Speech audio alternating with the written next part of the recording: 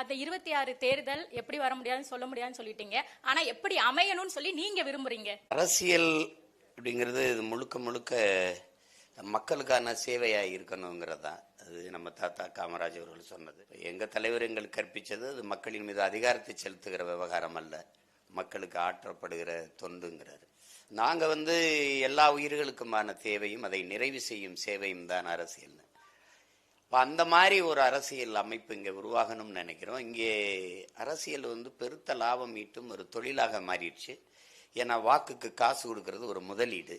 ஒரு வேட்பாளர் 15-20 கோடியை முதலீடு செய்கிறாருன்னா 150-200 கோடி ஈட்டிக்கிறலாம்னு நம்பிக்கை. அப்போ இது சேவை இல்லை, ஒரு புனித அமைப்பு, ஒரு வர்த்தக நிறுவனமாக மாறி, பொலிட்டிக்கல் பார்ட்டி எல்லாமே ஃபேமிலி ப்ராப்பர்ட்டியா மாறி. இங்கே சேவைங்கிறதே ஒரு வெற்றி சொல்லாயிருச்சு. இங்க எப்படின்னா கட்சி அரசியல், தேர்தல் அரசியல் இருக்கு, மக்கள் அரசியல் இல்ல. செயல் அரசியல், சேவை அரசியல் இல்ல, செய்தி அரசியல், விளம்பர அரசியல் இருக்கு.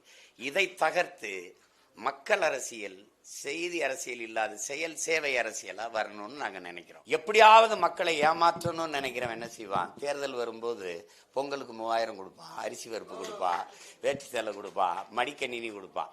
மடிக்கணினி தேர்தல் நேரத்தில் கொடுக்கும்போது தேர்தல் அரசியலா இருக்கு.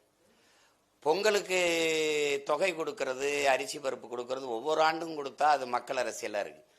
தேர்தல் வரும்போது கொடுக்கும்போது தைப்பொங்கலா இல்லாம தேர்தல் பொங்கலா மாறிடுது. இதை தகர்க்கணும் அப்படின்னா நீங்க தலைகீழ் மாற்றம் வரணும். அதுக்கு பேர் தான் ஒரே வார்த்தையில புரட்சி. அது வரணும். அது மக்களின் மனத்திலிருந்து வரணும். ஒவ்வொருவரும் மாற்றத்திற்கான சிந்தனையிலிருந்து வந்துட்டா மாறிடும், சமூகம் மாறிடும். அப்ப நாங்க நினைக்கிறது, எங்களுடைய கோட்பாடு ஆள் மாற்றம் ஆட்சி மாற்றம் பயனில்லை, ஆட்சி முறை மாற்றணும். அப்போ அடிப்படை அமைப்பை அரசியலையே மாற்றணும். அதுக்கு தான் நாங்கள் வேலை செய்கிறோம். அப்படி ஒரு அமைப்பு வரும், விரைவில் வரும். என்னை யாருக்கும் தெரியாது, எந்த பின்புலமும் இல்லை.